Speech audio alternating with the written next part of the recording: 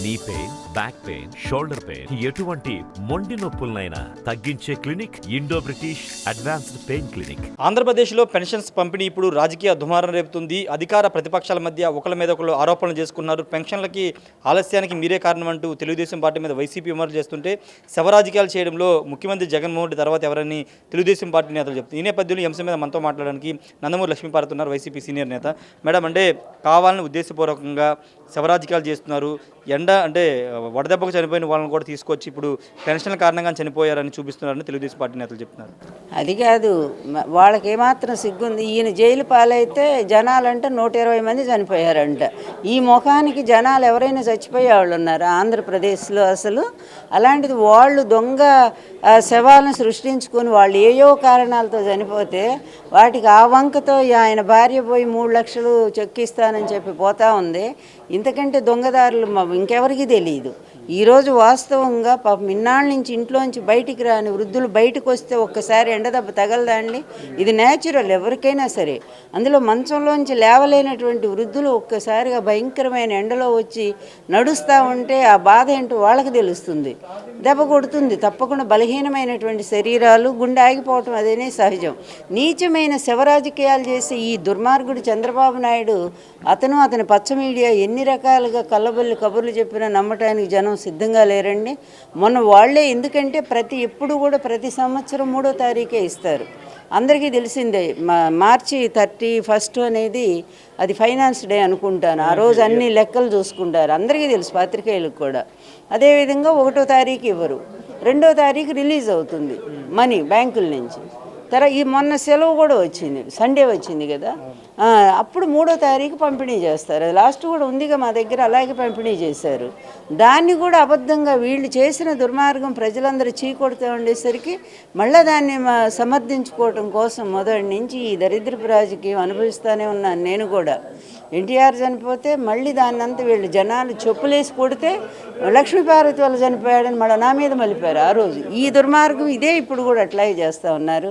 పాపాలు ఎన్నాళ్ళో ఉండవు రాజేష్, అవన్నీ పండే స్థితికి వచ్చింది. రేపు ఎలక్షన్ల తర్వాత ఈ మందంతా కూడా ఎక్కడ పోతుందో పోని, దరిద్రం జైల్లో పోతే ఇంకా మంచిది. అంటే వాలంటీర్స్ని ఎన్నికల కోసం ఉపయోగించుకోవాలనుకున్నారు, కానీ ఇప్పుడు కేంద్ర ఎన్నికల సంఘం వాలంటీర్స్ పక్కన పెట్టేసరికి ఇప్పుడు ఈ పెన్షన్ విషయంలోనే ఈ వైసీపీ అంతా చేస్తుంది అనేది ప్రధానంగా వాళ్ళు చేస్తున్నారు.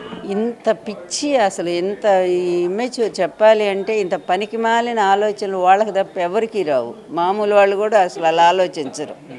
దిక్కుమాలిన ఆలోచనలు వస్తాయి వాళ్ళకి. ఎందుకంటే వాలంటీర్లు ఈరోజు ఇస్తున్నారా? 5 సంవత్సరాల నుంచి వాళ్ళు వెళ్ళి 1వ తారీఖు ఇళ్ళకి వెళ్ళి అమ్మ తాత అనుకుంటా, పాపం ఆ ఊర్లో వాళ్ళేగా, వాళ్ళ పిల్లలేగా ఎక్కువ మంది, అంత బంధువులే కదా, చుట్టూ స్నేహితులు బంధువులే కదా, వెళ్ళి లేపి వాళ్ళకి మరీ కూడా చేతిలో డబ్బులు పెట్టి అప్యాయంగా ఎప్పటి నుంచో వస్తున్నారు. వాలంటరీ వ్యవస్థ ఎప్పటి నుంచి ఉంది? జగన్మోహన్ రెడ్డి గారి పరిపాలనకు వచ్చిన దగ్గర నుంచి ఉంది. కనుక ఎవరిచ్చారు వాలంటరీ వ్యవస్థని? జగన్మోహన్ రెడ్డి గారు ఇచ్చారు. ఇది ప్రజలకు తెలుసు కదా. చంద్రబాబు టైంలో ఏమైనా ఇచ్చారా? ఇవ్వలేదు కదా. చంద్రబాబు టైంలో ఎండలో పడి రోజులు మేము చచ్చిపోయేవాళ్ళం చాలామంది ముసలి వాళ్ళు చెప్తూనే ఉన్నారు, వింటున్నాం కదా. మరి జగన్మోహన్ రెడ్డి గారు ఏర్పాటు చేసిన వాలంటీర్ వ్యవస్థ, జగన్మోహన్ రెడ్డి గారు ఇస్తున్న పథకాలు ప్రజలకి మనసులో ఎక్కలేదా? ఈ ఒక్క నెలలోనే చెప్తే వాళ్ళకి బుర్రకు ఎక్కుతుందా? ఇంత తెలివి తక్కువ ఎవరు ఆలోచిస్తే? తెలివి తక్కువ కాదు, ప్రతిదీ మేమేం చెప్తే అదే వాస్తవం అనే అహంకారంతో ప్రవర్తిస్తూ ఉన్నారు. అదేవిధంగా ఈరోజు సెక్రటేరియట్కి వెళ్ళి తీసుకుంటున్నారు, ఇది సచివాలయాలకు వెళ్ళి అక్కడ తీసుకోమని చెప్పారు. ఆ సచివాలయ వ్యవస్థ ఎవరిది? జగన్మోహన్ రెడ్డి గారిదే కదా. ఆ సచివాలయ సిబ్బందిని ఏర్పాటు చేసింది ఎవరు? జగన్మోహన్ రెడ్డి గారే కదా.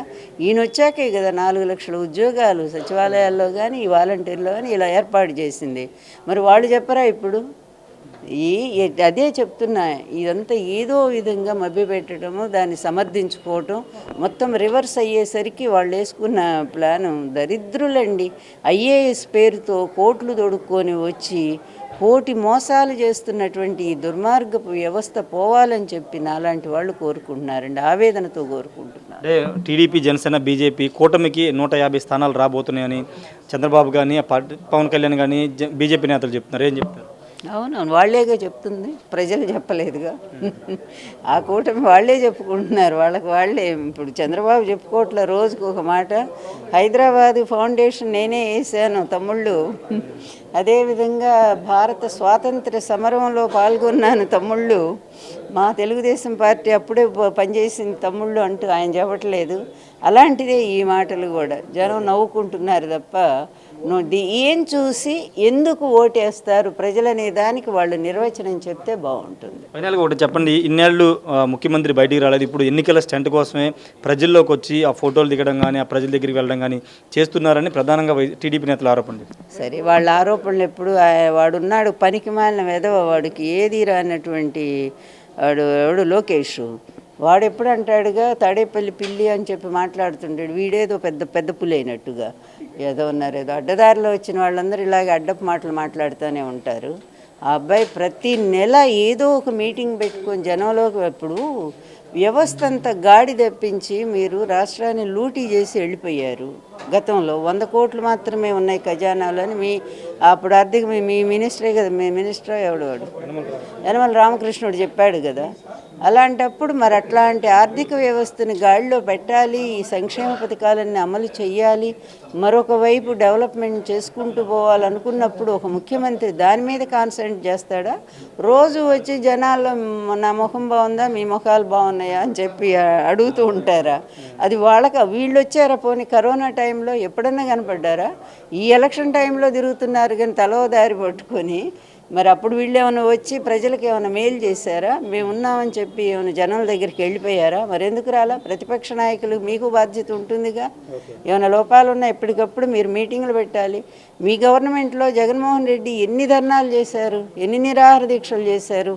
ఆయన ఎప్పుడు జనంలోనే ఉన్నారు కదా. ఆయన ఎప్పుడన్నా రాష్ట్రాన్ని వదిలిపెట్టి వెళ్ళిపోయారా?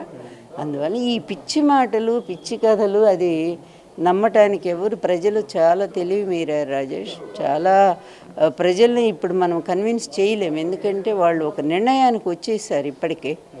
అందువలన వీళ్ళ అబద్ధాలు, వీళ్ళ మోసపు మాటలు ఏమీ చేయకుండా మాకే గవర్నమెంట్ వస్తుందంటే నమ్మటానికి ఎవరు సిద్ధంగా ఉంటారు? Thank you madam. మొత్తంగా అయితే తెలుగుదేశం, జనసేన, బీజేపీ మోసపు మాటలు ప్రజలు నమ్మడానికి సిద్ధంగా లేరని లక్ష్మీపార్వతి చెప్తున్నారు. ముఖ్యమంత్రి పాలన మీద దృష్టి పెట్టాలి కాబట్టి ఇన్నేళ్ళు కొంత వాటి మీద దృష్టి పెట్టారు, అందుకే ఇప్పుడు ప్రజల్లోకి వచ్చారని చెప్తున్నారు. ఖచ్చితంగా వైసీపీ రాబోయే రోజులు అధికారంకి వస్తుందని లక్ష్మీపార్వతి చెప్తున్నారు. కెమెరా పర్సన్ నానితో రాజేష్ RTV విజయవాడ నుండి. మరిన్ని వీడియోస్ కోసం ఛానల్ ని సబ్స్క్రైబ్ చేయండి, లేటెస్ట్ అప్డేట్స్ కోసం వాట్సాప్ ఛానల్ ని ఫాలో చేయండి, అండ్ లింక్ డిస్క్రిప్షన్ లో ఉంది.